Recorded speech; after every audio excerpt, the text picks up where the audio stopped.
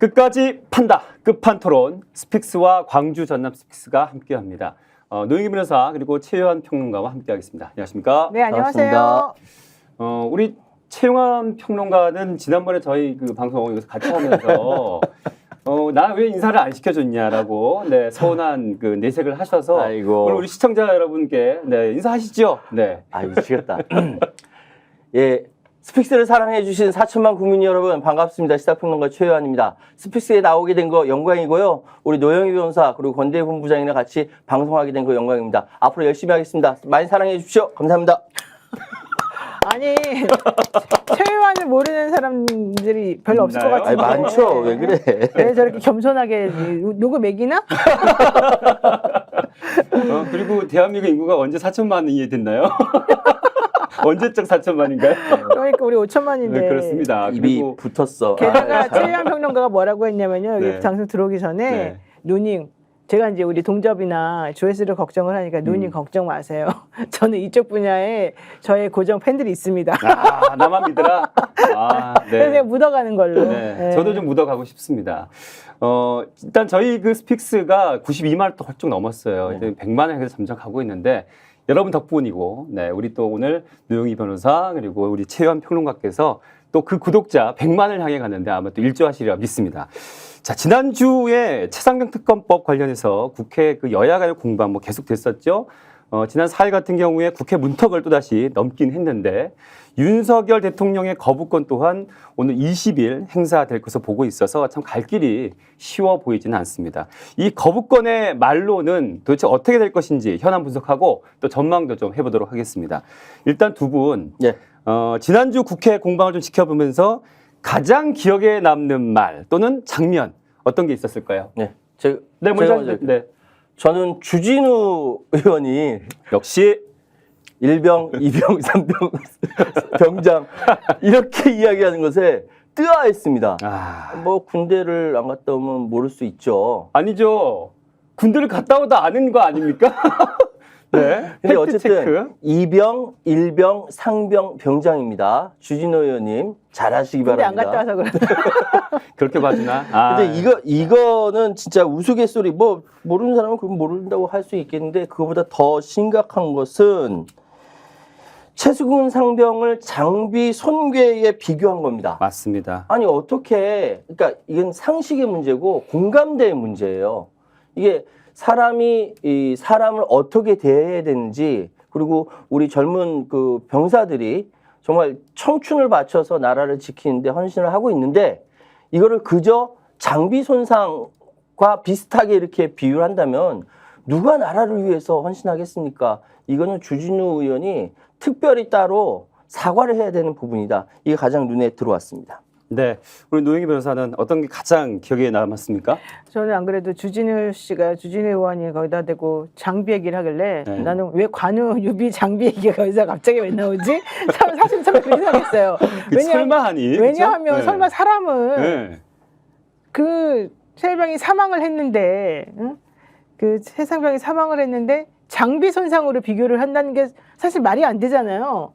그래서 나는 이 사람 삼국지를 좋아하나? 또 뭔가 또 자기가 꽤 열심히 많았을 것 노력해서 같아요. 그렇게 들으신 분들. 노력해서 그렇게 했나 이 생각을 솔직히 좀 했었었는데 그 다음 얘기 듣고 제가 뜨악했잖아요. 장비가 망가졌다고 8명에게 손해를 물고 재산 압류하고 이게 맞냐. 이것도 보세요. 또 재산 압류. 그러니까 도대체 이분은 사고방식이 사람이 죽거나 말거나 이게 전부 다 그런 쪽으로만 생각하시는 것 같아서 제가 너무너무 깜짝 놀랬고 그다음 이제 제가 또 충격받았던 것 중에 하나는 전 유상범 의원이 참 재밌더라고요. 네. 그분은 자기 서울대 나오고 공부 잘했던 거 엄청나게 프라이드가 높은가 봐. 지난번에 너무 남발해. 지난번에 네. 정청래 법사위원장한테도 그때도. 야 내가 더 잘했어 이 얘기해가지고 진짜 사람을 놀래키더니만 이번에도 서영교 의원한테도 뭐 서영교 의원한테만 한 건 아니었지만 공부 좀 해갖고 오세요 뭐 이러고 맨날 공부 얘기만 하는 거예요. 야 진짜 잘났다 잘났어. 아니, 공부 못한 사람 살겠나? 그래야 나 공부 못했다. 하지만 당신이 말하는 그 수사보고 내지는 이거 이첩 관련한 내용은 사실은 맞지 않다. 본인이 좀 스스로 정말 공부를 제대로 하고 와서 해달라. 그래서 지난번에 입법 청문회 할 때도 그 최상병 관련된 내용에서 박정훈 대령 측의 변호인들이 또 네. 박정훈 대령이 우리에겐 아무런 수사권도 없고 무조건 넘기라면 넘겨야 되는 것인데 왜 이렇게 하느냐라는 의문과 비난이 있으나 그것은 매우 잘못됐다라고 분명히 말한 바가 있지 않습니까? 그 자리에 그분이 있었어요. 유상범 있었죠. 우리는 봤어요. 그랬는데 또 이거를 또 잊어버리고 내지는 잘못 왜곡해서 그렇게 해서 뭐 보내야 하는 게 당연한 것인데 왜 그러냐는 식으로 말하면서 모든 의원들을 바보로 만들고 자기 혼자 잘났다고 하니 진짜 이분은 특이하다. 공부가 그렇게 쉬웠어요. 아니 그게 아니라 그냥 공부 하나 잘한 걸 평생을 울고 먹는구나 이 생각. 진짜 공부 잘했던 우리 친구들 그런 말 많이 하는데요. 진짜 자랑할 게 없어 공부 잘했다는 얘기 아니야? 그러니까 왜냐면 다른 그 능력이 없으니까 사실 공부가 제일 가성비가 좋아요. 네, 참 덕분에 저희 스픽스의 구독자도 계속 늘고 있고요. 또 덕분에 이렇게 웃을 넘는 우리 국민들 실소하게 되고 있습니다. 어쩜 이렇게 모든 국민의힘 의원들이 다 그렇지는 않겠지만 하나같이 윤석열 대통령처럼 무식무도가 참 닮아 있는지 참 저희는 계속해서 목격하게 돼서 언제까지 봐야 되나 이런 생각을 하게 됩니다. 일단 우리 또 이 얘기를 본격적으로 해봐야 되는데요. 이 최상병 특검법을 대하는 여당 그 대통령실 입장, 이걸 지켜보는 국민들이 이것을 생각이 다를 수 있다, 이견으로 볼 수 있을지 아니면 그야말로 우리가 또 생각하고 있는 윤김의 비호, 방탄인지 어떻게 우리 국민들이 생각하고 계실까요? 말씀하세요. 네, 서로. 네. 아니 뭐 너무 뻔해가지고 네. 사실은 이제 그 권력이라든지 이렇게 TV 나와서 이렇게 얘기하는 사람들은 온갖 좋은 말들만 골라서 합니다. 네. 들어보면은요 그럴듯하거든요. 근데 이렇게 뒤집어 보면은 이게 다 온통 유체이탈 화법이죠. 유체이탈 화법은 아마 김어준 씨가 맨 처음 쓴 것 같은데 이 화법이 예전에 이명박 정권 때, 박근혜 정권 때 지금까지 계속 이어지고 있습니다. 그러니까 마치 무슨 특검법이 이번에 공수처 조사를 잘 못하면 특검을 자기가 먼저 제기하겠다느니 라고 하면서 공수처에 엄청 힘을 실어주는 듯한 발언을 하지만 사실은 그렇지 않았다는 것을 우리 국민들이 너무너무 잘 알고 있고 트라우마가 있는 것 같아요. 지난 박근혜 정권 때에 탄핵을 당했다라는 것에 대해서 이 대통령실이라든지 이 측근들이 트라우마가 있는 것 같은데 걱정하지 마시고 죄 지은 대로 죄 지은 만큼 벌 받으면 되니까 너무 걱정하지 마시고요. 지금 그래서 우리 국민들은 그야말로 지금 상황에 대해서는 또 유체이탈 화법하고 있네 라고 느끼고 있는 것 같습니다. 네. 뭐 지금 여당에서는 뭐 위헌의 위헌, 헌법 유린까지 얘기가 나오고 있습니다. 노영희 변호사 그렇습니까? 아니 저는 솔직히 좀 상식적으로 너무 납득이 안 가는 얘기예요. 본인이 주장하는 이 최상병 특검의 내용은요. 윤석열 대통령에게는 고마운 내용이었어요. 지난번에 본인이 사실 이 특검법, 그 박근혜 특검 할 때 이 특검법에 따른 추천이 박영수 특검에게 있었지 않습니까? 그래서 박영수 특검으로부터 본인이 발탁돼서 대통령 자리까지 오르게 된 상황이었고요. 현실적으로 특검이라고 하는 게 정권의 친화적인 사람이 만약에 특검이 되면은요, 그걸 제대로 수사할 수가 없잖아요. 그거는 검찰이 수사하는 것하고 뭐가 다르겠어요. 그렇지. 오히려 그런 식으로 하게 되면 면죄부를 주는 용이었는데 그동안에 특검이 많이 발의가 됐지만 다 실패한 게 사실은 그것 때문이었어요. 근데 이제 성공한 특검은 진짜로 야당이 추천해서 됐을 때에 제대로 된 성공이 있었다라고 보여지는 거거든요. 이번 같은 경우에 도대체 어떤 부분이 위헌이라고 좀 주장을 하는 것이냐. 이게 이제 그 민주당 야당에서만 특검을 추천할 수 있도록 해놓은 게 그게 이제 문제다라는 주장 아니겠어요? 네. 아니 그러니까 지금 대통령이라고 하는 엄청 어마무시한 이 살아있는 권력을 제대로 수사를 못하고 지금 그분의 외압이나 이런 것들 때문에 문제가 되는 상황이기 때문에 특검을 해야 된다고 하면 검찰하고 다른 쪽에서 이게 나가줘야 되는 거잖아요. 근데 지금 그걸 왜 위헌이라고 주장하는지 저는 제가 잘 몰라서 그러는 건지 솔직히 좀 이해가 안 갑니다. 이분들이 주장하는 거는 특검법 추진 절차랑 그다음에 여당이 제외된 특검 후보자 추천 규정 이런 것들이 독소 조항이다 먼저 이런 주장을 지금 하고 있는 건데요. 저는 이게 솔직히 전혀 말이 안 되고 보고 특히 뭐 삼권 분립의 원칙을 위배했다 네. 이런 주장도 전혀 말이 안 돼요. 어떤 부분이 삼권 분립의 원칙을 위배한 거라는 거예요? 얘기 좀 해주세요. 아니 특검을 하고 싶지 않은 거예요. 아예 이 정국에서 벗어나고 싶은데 할 말이 없으니까 골라낸 말들이 그런 얘기라고 생각이 되고요. 지금 뭐 사실은 지난번 21대 나왔던 특검보다 조금 더 권한이 세졌죠.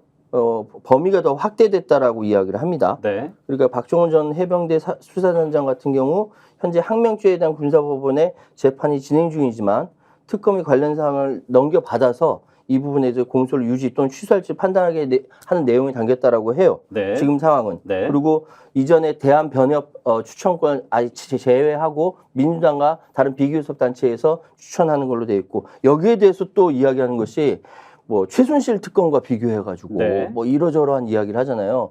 최순실 씨가 그때 야당만 특검을 추천하는 거에 대해서 반발해서 헌재 소원을 했었습니다. 근데 그거 문제 없다라고 했거든요. 그게 그만큼 역사로 우리 남아 있음에도 불구하고 저기서 고집 피우는 겁니다. 왜? 하기 싫은 거야.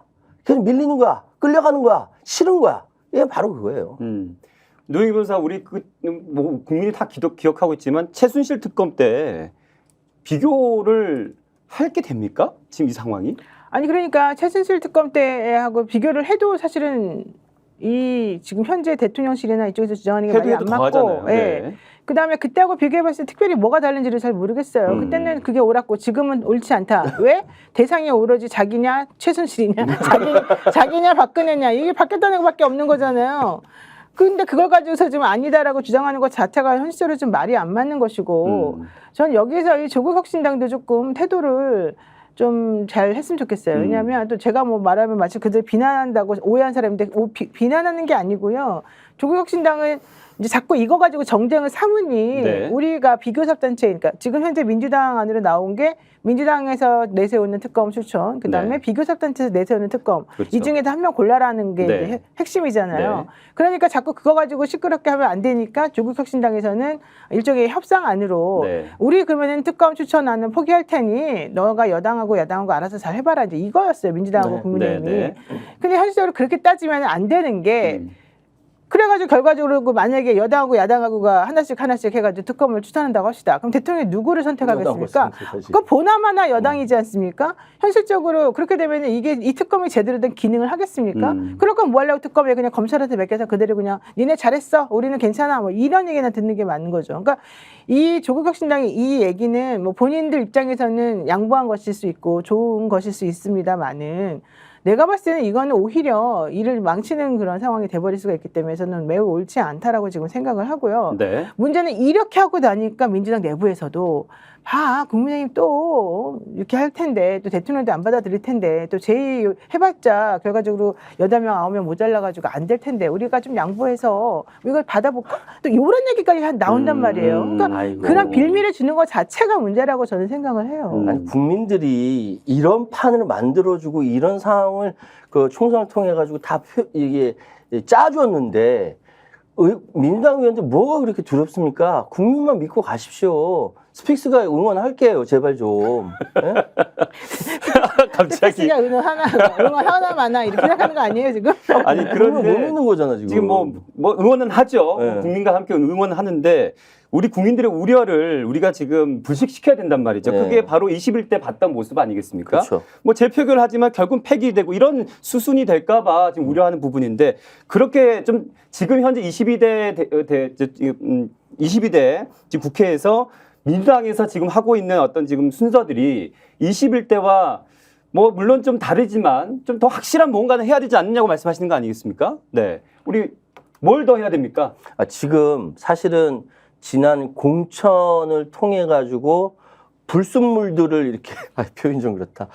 걸러냈잖아요. 네. 걸러냈고요. 그래서 지금 22대 민주당 의원들은 굉장히 순도 높은 의원들이라고 생각을 합니다. 네. 그런데 문제는 뭐냐면 그 순도 높은 자기 그 발언을 하려면은 얼마나 당원들과 국민들을 믿고 정말로 움직일 것인가가 문제인데 아직도 과거에 매여서 주춤주춤하는 모습이 있기 때문에 그래요. 지금 절대 겁먹지 마십시오. 지금 겁먹고 쫄고 할 사람은 윤석열 정부가 국민의힘이거든요. 그러니까 민주당 이제 국회의원들이 이번에 당선된 사람들이 국민을 잘 못 믿는 거 그것만 좀 고쳐줬으면 좋겠다라고 말씀드리겠습니다. 과거에 매여서 주춤거리고 있는 분은 누굽니까?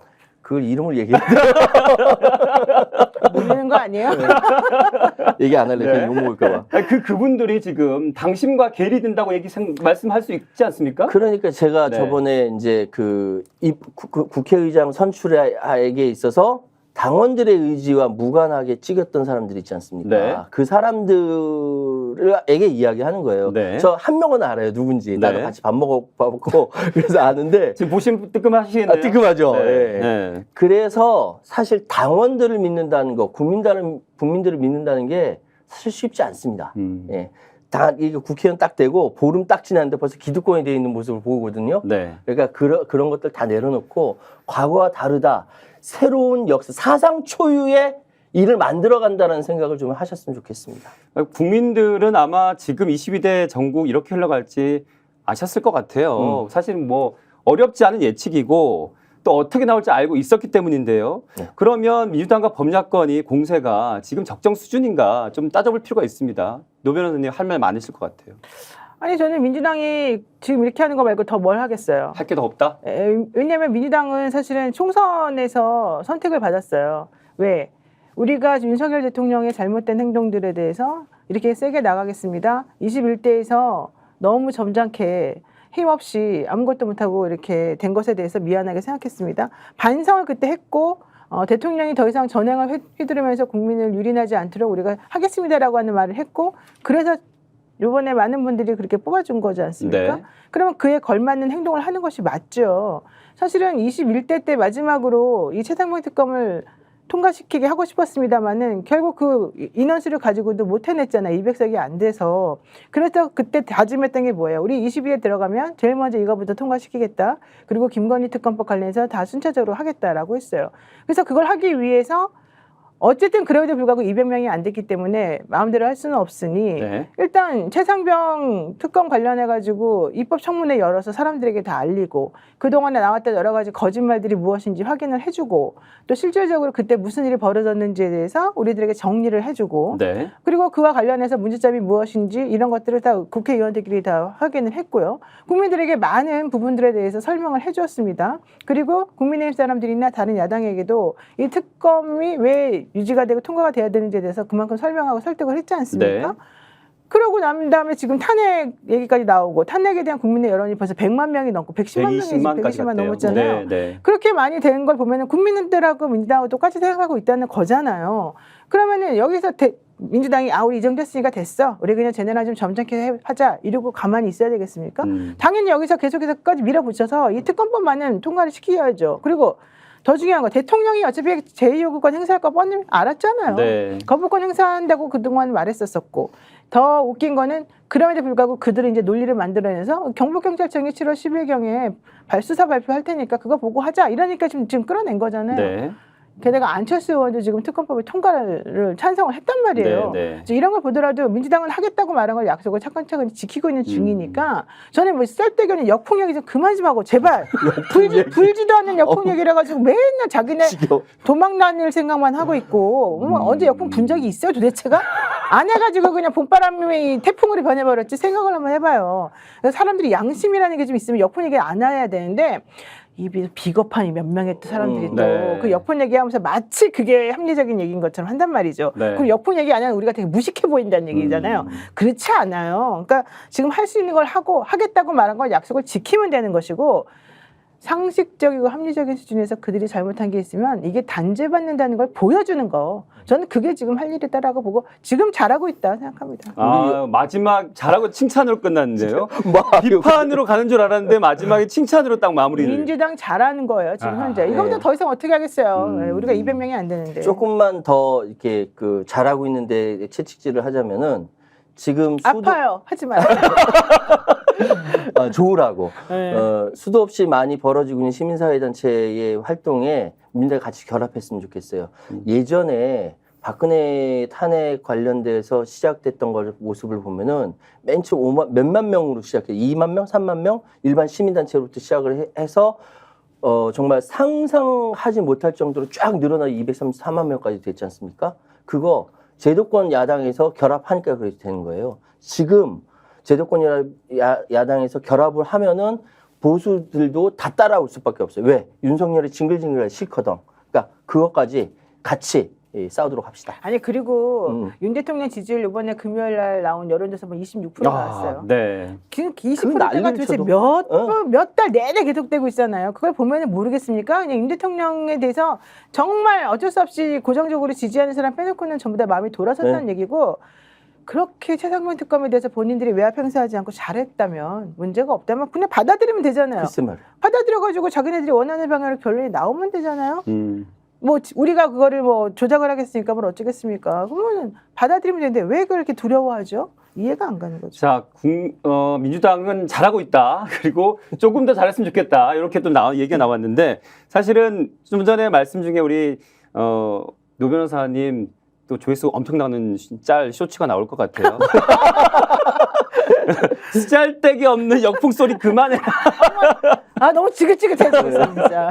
사실은 저희 그 지난번에 국회의장 당선 뭐 그때만 해도 이제 우현식 의장 당선에 대해서 약간 비판 얘기를 좀 했더니 스픽스 그때 구독자분들 중에 또 동접자도 굉장히 많이 떨어지고 뭐 민주당 비판 좀 하려 그러면 조금 걱정들을 많이 하시는지 아예 듣기 싫어 하시는지 좀 그런 경향이 있었는데 아 그건 그때 네. 우원식 의장 때문이 아니라 추미애 의장을 뽑으라고 하는 사람들의 민의를 무시하고 국회의원들이 추미애 말고 조금 더 점잖고 약간 약해 보이는 그 의원식 국회의장을 뽑았던 것에 대한 항의 표시였지 스픽스에 대한 항의는 아니었을 것 같아요. 그래서 살짝 뭐 오늘 이 또 비판으로 갈까 싶었는데 어쨌든 칭찬으로 마무리를 해 주셨습니다. 아 지금 나 때문에 그때 스픽스 굉장히 중요한 역할을 하고 있어요. 어이가 없네. 스타야, 스타. 저 좀 봐주세요. 어이가 없네. 이런 식으로 나를 물먹입니까?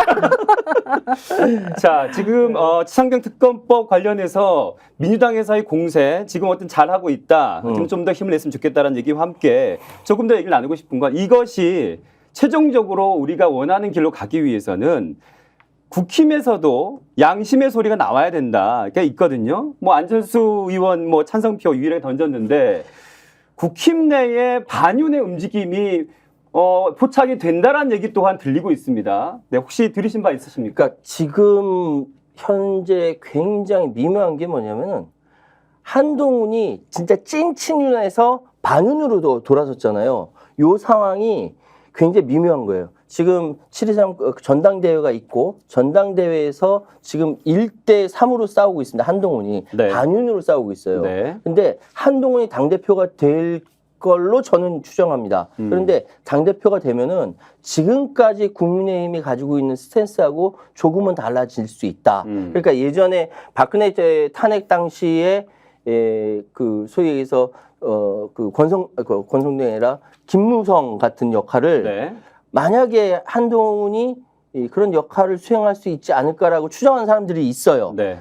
그것은 어디까지나 현재의 윤석열 정권이 씨를 뿌려놓은 거예요. 지금 상황에서.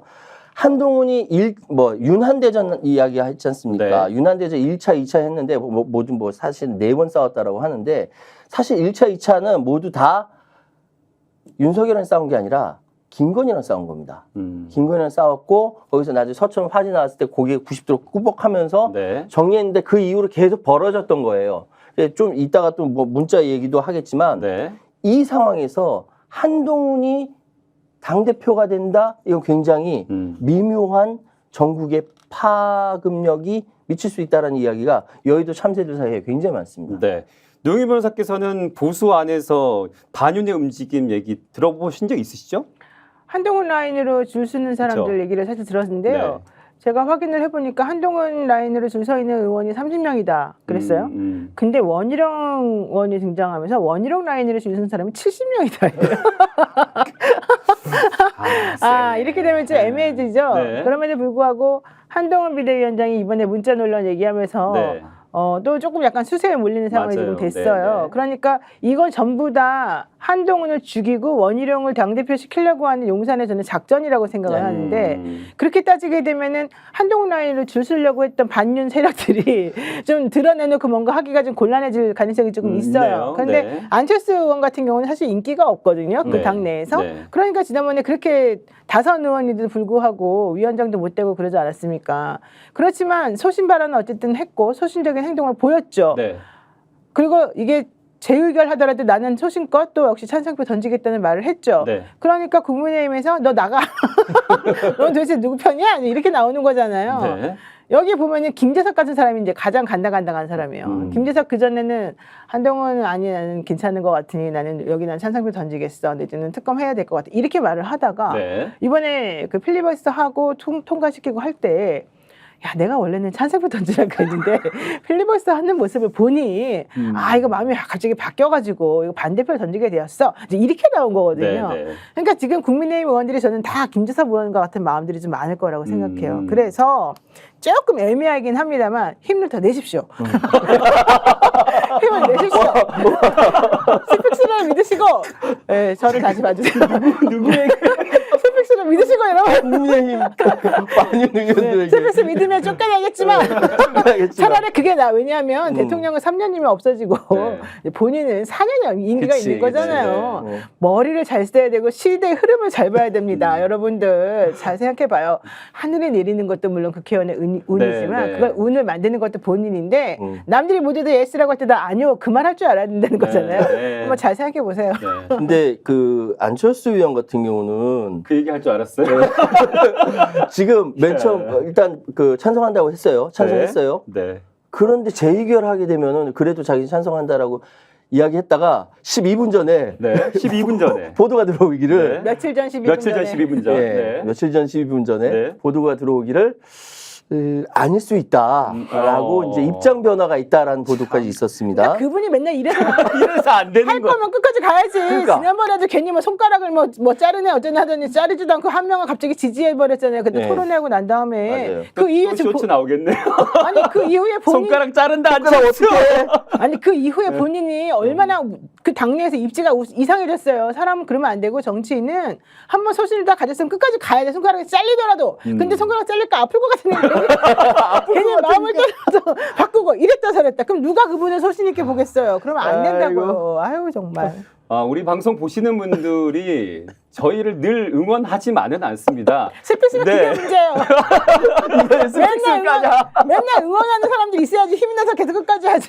그런데 저는 오히려 이 점이 또 나쁘지 않다고 생각하는 게 저희 어떤 주장이나 어떤 논조를 뭐 비판의 시선 볼 수 있죠. 생각이 다를 수 있으니까. 그런데 그 안에는 아마 보수의 분들도 보고 계시구나라는 느낌이 드는 댓글이 있습니다. 네. 그분들께 말씀드리는 거예요. 네. 네, 저희가 말하는 걸 잘 전해달라고 지금 말씀을 드리는 거예요. 아마 지금 저희가 지칭하는 그 누군가 그분들이 이 방송을 보고 있을 거라는 생각은 들진 않기 네. 때문에 네, 댓글 보시는 분들에게 좀 전달해달라 이 말씀드리는 거고.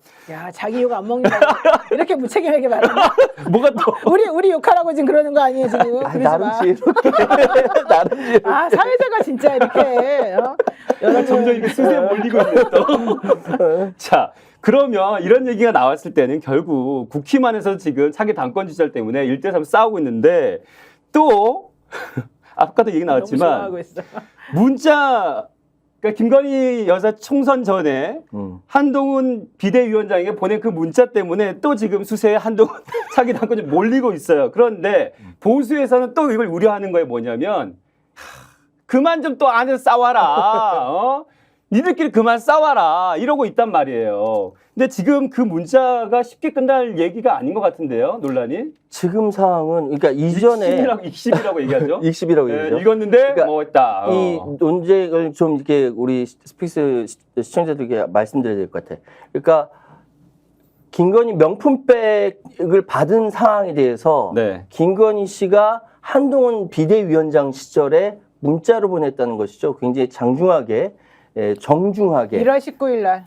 보냈다라는 건데 그거를 일십했다라는 겁니다. 네. 근데 왜 그러지? 만약에 그때 사과를 했다라고 한다면은 선거에도 도움이 되고 다 두루두루 좋을 것 같은데라고 생각했는데 나중에 신지호 전 의원이 해명하기를 아니 사과를 대통령이나 대통령 부인이 직접 사과를 해야지 당에다 맡기는 게 어디냐. 이것도 일리가 있거든요. 네. 근데 이것이 바로 무엇을 얘기하냐면 내부 안에서 균열이 굉장히 크다는 거예요. 그래서 누구는 전륜이라고 얘기했잖아요. 네. 그것이 여기서 드러나는 것이고 이 문제 그냥 넘어가는 문제가 아니라 왜냐하면 겉으로 나오기엔 윤 대통령이 아니에요. 김건희와 한동훈이 싸우고 있기 때문에 그렇습니다. 정치 누가 합니까? 김건희가 했잖아요. 근데 저는 그 신지호 전 의원의 변명이나 이런 건 네. 조금 궁색하다고 봐요. 음. 아니 그러거나 말거나 일시분하면 안 되지.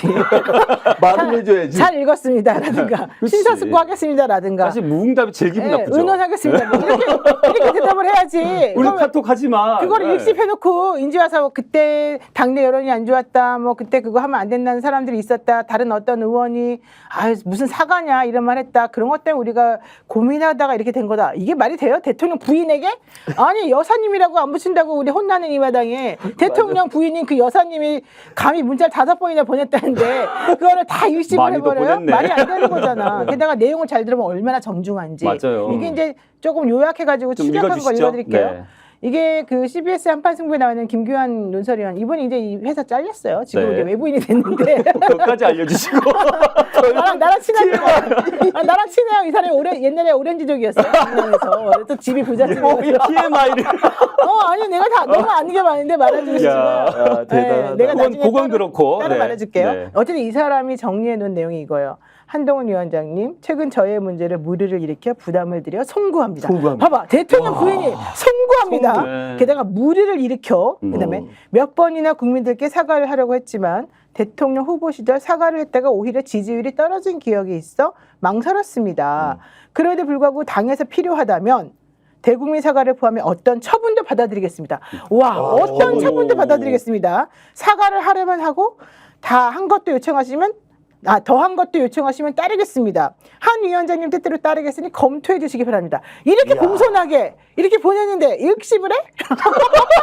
간단히나 부었나? 완전히 간이 부은 거지. 그치. 요즘에 뉴스 검색해 보면요, 이거 먹으면 간 부은다 이런 기사도 있어요. 잘 생각해 봐봐요. 야, 오늘 야. 토론 이렇게 흘러갈지 몰랐는데 완전 재밌는데요. 생각해봐요. 이거를 이 사람은 간이 어떻게 부었다. 이 문자를 입수했겠어? 누구한테? 김규환의 성향을 아는 저로서는 네. 말하고 싶지만 말은 못하겠습니다만 네. 이걸 도대체 누가 흘렸겠어요? 이거는 저쪽 편에서 흘린 거거든. 근데 중요한 건 중요한 건 한동훈이 왜 이런 선택을 했느냐? 그렇죠. 나는 윤하고 다른 길을 간다. 내가 윤하고 저도 각을 그렇게 세워야 봅니다. 된다. 네. 난 김건희를 딱 떼어내고 싶다. 사실 이거라고 좀 보여지는데 그래도 또 요즘에 또 약간 좀 수세 몰리니까. 간 네. 보는 식으로 네. 김건희 특검법은 안 된다는 또 이런 얘기하니까 보면 참 애절하고 박절하고 정말 힘들다. 정치가 불쌍하다. 지저분해요. 정치 아니 그 지저분하고. 김건희 여사 예. 문자. 근데 한동훈 비대위원장 네. 하나 더 말할게요. 그, 내 문자도 네. 씹었기 또 때문에 있어요? 저번에 말했잖아요. 들어봅시다. 한동훈 비대위원장 네. 당대표 되길 열심히 되길 응원합니다. 그랬는데 씹었다 그랬잖아. 네. 이 사람 잘 씹어. 참 이걸 쿨하다고 해야 될지 이게 좀 네 가지가 없다고 해야 될지 개념이 없는 거 아니에요? 네. 아니 그래도 머리가 좋으니까 또 우리가 얘기하면 또 자기가 알아서 또 잘 판단할 수 있으니까 말해주지 마야 돼.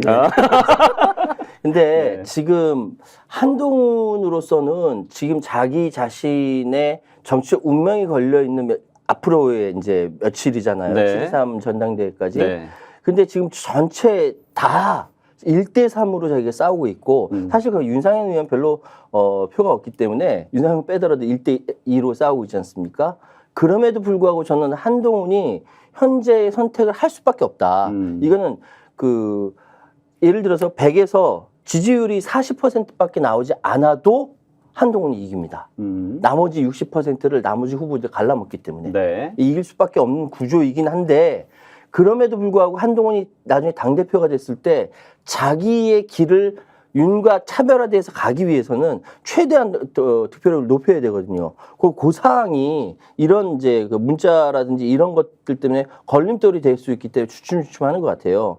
근데 과연 그 차별화가 어떤 차별화인지는 아직은 제가 예단하기는 어려울 것 같습니다. 네. 저는 좀 반대견해요. 예, 지금 한동훈 비대위원장과 관련해서 이 용산이나 원희룡 전 장관이 머리를 진짜 잘 쓰고 있어요. 한동훈만 안 되면 된다는 거고 이번에 결선 투표를 만들어놨기 때문에 과반만 안 넘기면 저는 원희룡이 된다고 봐요. 그래서 이번에 과반이 안 될 가능성이 사실은 매우 높아졌어요. 이 문자 솔직히 누가 보냈겠어요? 김건희 아니면 한동훈 둘이 가지고 있는 건데 이걸 이렇게 해가지고 했을 때 물론 뭐 3쿠션으로 한동훈 쪽에서 이거를 돌렸을 수도 있겠지만 그렇게 해봤자 결국 자기만 피보는 건데 그건 내가 보기에는 불가능해 보이고 김건희 여사 쪽에서 난 이렇게 원래 사과할 마음도 있었고 난 착한 사람인데 내가 얘한테 당한 거다. 음. 이제 이거를 하고 싶어서 사실은 그 흘렸을 가능성이 높잖아요. 그렇죠. 자, 그런 상황이라고 한다면 그 후폭풍 때문에 지금 공격당하는 게 누구예요? 한동훈이잖아요. 그렇죠. 또 한동훈 비대위원장이 처음에 혼자 나왔을 때는 어대한이었는데 지금 어대한 소리 쏙 들어갔어요. 내가 아까 원희룡 장관 쪽으로 사람들이 줄 서고 있다 그랬잖아요. 나중에 결선만 가게 되면은 원희룡하고 나경원하고 연대해서 결국은 원희룡 쪽으로 나가게 될 가능성이 크거든요. 그러니까 한동훈 비대위원장을 지키려고 하는 사람 측에서는 한동훈이가 과반을 무조건 1차에서 넘기지 않는 이상은 진다고 보는 수밖에 없는 거예요. 게다가 조직력이 없어요. 한동훈 비대위원장은 지금 자기가 이번에 총선에서 뛰었기 때문에 원칙적으로는 국회의원들이 자기에게 고맙다고 생각해야 된다고 생각하겠지만 네. 자기가 사실은 공천 주고 힘준 사람은 비례밖에 없어요. 비례의원들은 지역구 조직이 없거든요. 그러면은 당원들로부터 사실은 제대로 된 힘을 받을 수 있는 그게 없단 말이에요. 네. 그렇지만 나경원이나 원희룡은 어때요? 당원들로부터 지지받을 수 있는 게 엄청 튼튼하게 뿌리 깊은 사람들이잖아요. 그렇죠. 게다가 용산에서 지원을 엄청 세게 지금 해주고 있잖아요. 그러면 일단 1차에서 과반으로 먹고 들어가지 않는 이상은 한동훈은 오히려 끝낼 수가 있다. 그러니까 이 부분에 대해서는 정말 깊이 생각을 하고 여기서 이걸 잘 생각해야 되는데 한동훈 비대위원장에 붙어있는 내지는 멘토하고 있는 사람들은 네, 러닝메이트들. 네. 네, 러닝메이트라고 할 것도 할 것도 없고 없어. 그 주변에 있는 네. 싱크탱크 그룹들은 네, 네. 사실은 이 국민의힘 속에서 또 엄청나게 막 힘이 좋거나 막강한 사람들이 아니에요. 이 사람들이 약간 진중권 맨날 얘기 왜 나오겠어요? 그렇긴 하죠. 네. 네. 아니, 근데 그 부분에 대해서는 조금 더 저도 또 의견이 있어요. 좋아요. 네. 왜냐하면은 지금 사실은 우리가 지금 한동훈을 이야기하는 것은 이의제이지 않습니까? 오랑캐를 통해서 오랑캐를 물리친다라고 해서 한동훈으로 인해서 윤석열이 칠 수 있는 전략을 고민을 한다라면은 이번에 민주당 입장에서 한동훈이 되는 것이 훨씬 더 앞으로의 전국 운영해 나가는 데 있어서 훨씬 유리하다는 생각에 이 말씀을 드리는 것인데 한동훈 후보 자체가 이게 등장하게 된 것은 윤석열에 대한 반작용으로 등장했어요. 맨 처음 시작할 때는 어쨌든 그 윤석열이 키워준다라는 차원에서 결정을 했지만 실제로 권력의 핵심으로 들어간 한동훈으로서는 계속 그 윤석열의 따까리 역할, 따까리 이미지만 가지고 있다라고 한다면 클 수가 없는 상황이었어요. 그래서 중간에 유난대전이라는 그 무리를 빚으면서 그쪽에서 생각할 땐 하면서 여기까지 성장했고 맨 처음 시작했던 사실 어대한이라는 것은 한동훈한테 유리할 게 아니었어요. 그렇죠. 이것이 들어가서 네. 한동훈 진영 내에서 긴장하는 것이 훨씬 더 유리한 판이라고 생각을 하고 어쨌든 7.23 전당대회를 통해서 결정되겠지만 이번에 원희룡의 런닝메이트였던 박신영 청년 최고위원이 지금 컷오프가 됐단 말이죠. 네. 컷오프 되는 상황까지 간다면은 그리고 지금 여러모로 긴장된 상황에서 계속 간다면 저는 그럼에도 불구하고 국민의힘 당원들이 윤석열을 거부하고 있기 때문에 지금 상황은 한동훈이 차기의 당대표가 될 가능성이 크다라고 말씀드리겠습니다. 국민들 당원이 윤석열을 그렇게 본다고요? 네, 별로 안 좋아요? 그래요? 자, 지금 두 분의 얘기를 들어보면 결국 그렇게 저는 보여집니다. 국힘 내에서는 그러니까 그 지금 차기 당권주자들이 표현하는 용어를 써서 얘기한다면 배신자라는 용어를 쓴다면 네. 국힘 안에서는 누가 진정 배신자냐면 한동훈으로 가는 거고 그렇죠, 그렇죠. 그렇지만 보수의 민심에서는 진정 배신자가 한동훈일까? 까? 까인 거잖아요. 아니 보수가 두 층이라니까. 완전 극우적인 아스팔트 보수가 있고, 그 약간 그 앞에 있는 보수가 네. 있고, 그 다음에 중도가 있고, 진보가 있고, 저쪽 진보가 있는 거잖아요. 그러니까 26%밖에 안 나오잖아. 아니, 완전히 그러니까 극우. 지금 윤석열을 지지하는 쪽에서는 네. 사실은 한동훈을 싫어하니까. 그래서 사실은 한동훈을 비토하고 싶겠지만, 그 다음에 있는 그 보수들과 중간에 있는 사람들까지 이제 합쳐가지고 한동훈을 지지한다고 좀 봐야 되는 거고. 그래서 이번에 나경원, 원희룡이 사실 연대하게 되면 그 앞에 있는 보수들, 그러니까 네. 완전 극우 보수들 말고 네. 그 사람들 표를 이제 쫙 끌어오게 될 거란 말이에요. 그래서 한동훈이 표가 그만큼 뺏길 수가 있다는 얘기죠. 보수 안에서의 중도 또 TK의 또 지역 민심도 제가 들어봤을 때는 은근히 조금씩 그 얘기가 수면에 올라오는 게 뭐냐면 보수 계멸의 주자가 윤이다. 네, 그렇죠. 그게 올라오고 있거든요. 그래서 사실 지금 당권 주자만 볼 게 아니라 대권 주자로 봤을 때 지금 이 구도가 맞느냐 이런 얘기를 지금 논해야 된단 말이죠. 그래서 제가 여쭤보는 거예요. 네. 그 현재의 보수 진영에서 팬덤을 갖추고 있는 유일한 정치인은 한동훈입니다. 한동훈, 그러니까 진보라든지 일반 그 민심 봤을 때 한동훈이 행동하는 것이라든지 이런 것들이 마음에 들지 않는데, 그럼에도 불구하고 보수 쪽에서는 다른 정치인들과 달리 유일하게 팬덤을 갖추고 있는 정치인이에요. 그렇다고 한다면은 현재 지난 총선이 이렇게 폭망하게 된 것을 한동훈 책임으로 돌리려고 했었던 백서도 미뤄지고, 지금 그 내부 분위기는 이 윤이 책임져야지 왜 한이 책임져야 돼? 라고 하는 질문이 많다라는 것이죠. 전 그런 차원에서 이번 당대표 선거까지 봐야 되지 않을까라고 생각하고 있습니다. 근데 되게 웃기는 게 뭐냐면요. 네. 그분들을 좀 되게 약간 모순적인 게, 이번에 총선할 때 공동선대위원장이 누구였어요? 원희룡. 한동훈 비대위원장은 선대위원장 선대위원장. 다 기억하잖아요. 네. 근데 공동선대위원장이 사실 나경원하고 원희룡이 있었거든요. 네. 근데 안철수까지. 이번에 안철수까지 이번에 원희룡 후보가 뭐라 그래요? 한동훈에게 야 너는 총선에 져서 책임져야 될 놈이 나와서 왜 이러니 이러잖아요. 자기는 아닌가? 근데 문제는 이게 은근히 네. 그분들에게 먹힌다는 거예요. 사람들이 마치 한동훈에게만 모든 책임이 있는 것처럼 생각을 해버린다는 거야. 그러니까 되게 그래서 한동훈이 모순적이잖아. 같이 사진 올린 거 아니에요? 그러니까 모순적이잖아. 근데 그 정도 올려가지고 니들 이래놓고 나한테 이게? 그 정도 올려갖고 소용이 안 돼. 없어요. 그걸 올린 거는 내가 너네를 도와줬는데 니네 참 애들이 뻔뻔하다 이런 차원인데 보수에서는 어쨌든 한동훈 비대위원장이 잘못한 것인 것처럼 지금 몰고 나가는 여기에 지금 조금씩 또 잠식되어 들어가는 그게 뭐냐? 조직의 힘이라는 거예요. 네. 그치. 그 조직의 힘을 이길 수가 없어요. 이 당선거는. 자, 국회 안에서의 조직의 힘을 또 본다면 지금 창과 방패 싸움 만만치 않습니다. 지금 최상병 특검 얘기 다시 하면요. 왜 다시 해요? 할 수밖에 없어요. 왜냐하면 그 정점에 김건희 여사가 있기 때문에 네. 얘기를 안 할 수가 없는 게, 이 거부권 방패가 도대체 김건희 여사의 그 사수하는데 도대체 우리가 언제까지 그걸 지켜만 봐야 되는지 민심은 굉장히 그거 답답해 하신단 말이에요. 그러니까 권대본부장 지금 네. 02800에 7070이 이 김건희 여사 전화번호다라는 거 추정하고 있는 거죠. 함적 추론을 하고 네, 그러고 질문을 드리는 거예요. 아. 그 데드라인이 언제일까? 이 알고 싶어 하실 것 같아서 평론가님 어떻습니까? 무슨 데드라인? 사수할 수 있는 네? 그 박근혜 그 탄핵 때 할 일 없이 무너졌던 그 상황을 생각해 보면요. 권력 내에서 뭔가 현재의 상황을 극복하려고 몸부림칠 때 결국 확 무너지거든요. 네. 그 몸부림칠 때가 언제였냐면, 저는 그때 박근혜가 국회에 와서 이제는 개헌할 때입니다라고 네. 꼼수하다가 확 무너졌어요. 지금 이 거부권을 행사하고 이것도 역시 꼼수이긴 하지만 네. 김건희를 사수하려고 앞으로 계속 여러 가지 이 상상을 초월하는 사상 초유의 꼼수들이 등장할 것이다. 이것이 계속 촛불 민심을 자극할 것이고 그거를 통해서 무너지지 않을까. 어떤 방법을 사용할지는 저는 지금 머리가 나빠서 공부를 잘 못해서 네. 잘 모르겠습니다. 갑자기 꼬리를 이렇게 감추는 느낌이 듭니다. 공부 못한 거는 맞죠. 다 못했죠. 뭐 여기 공부 잘하는 누가 있겠어요. 근데 공부 얘기를 할 필요는 전혀 없는 것이고 네. 저는 그렇게 생각해요. 한동훈 뭐 위원장님에게 이렇게 엄청나게 읍소하는 문자를 왜 보냈을까 김건희가. 내려고?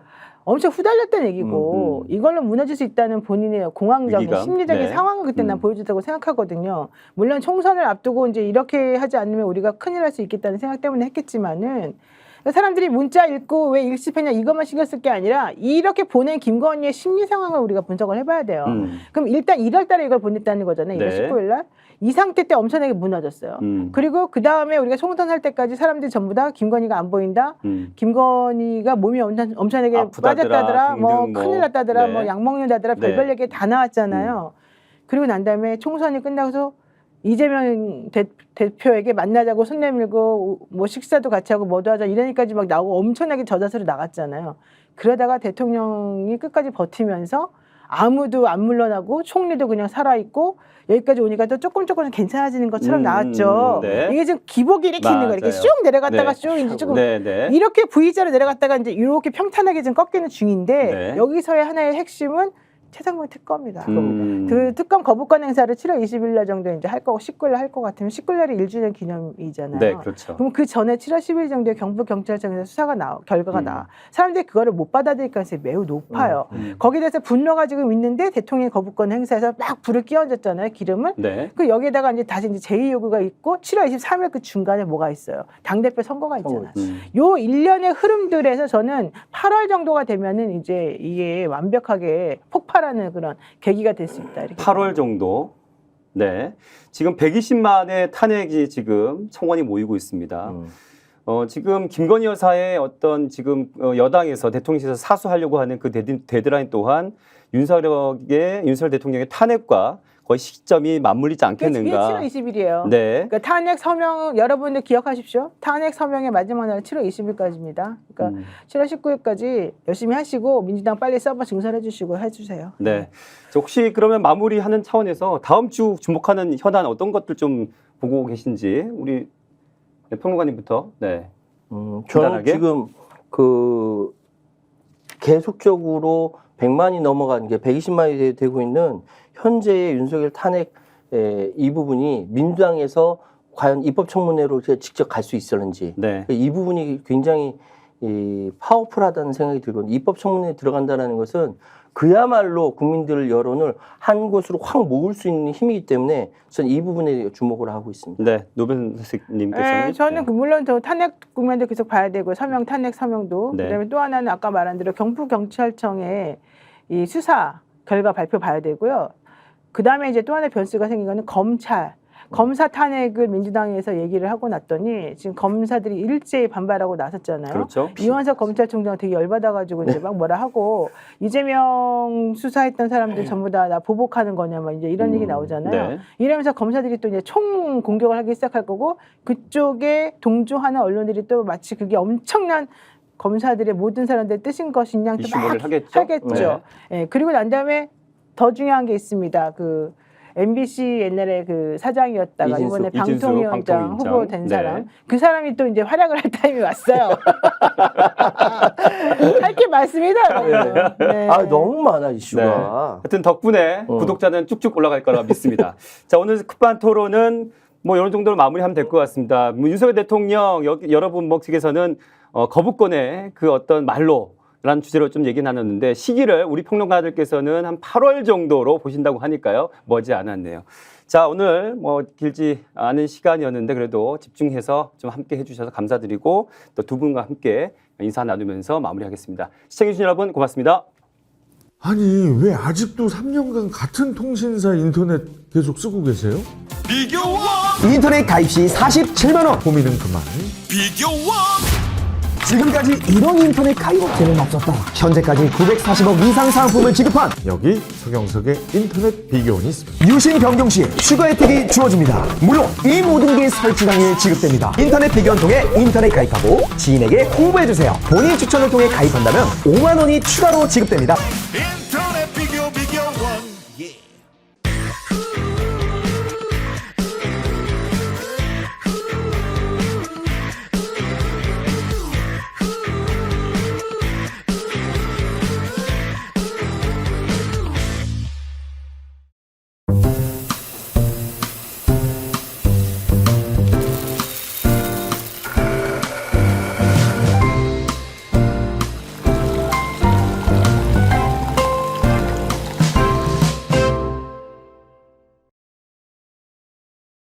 보험에도 점검이 필요합니다. 요즘 경기가 어려워서 보험료 내는 것도 부담스럽죠. 보험료는 줄이고 보장은 넓게.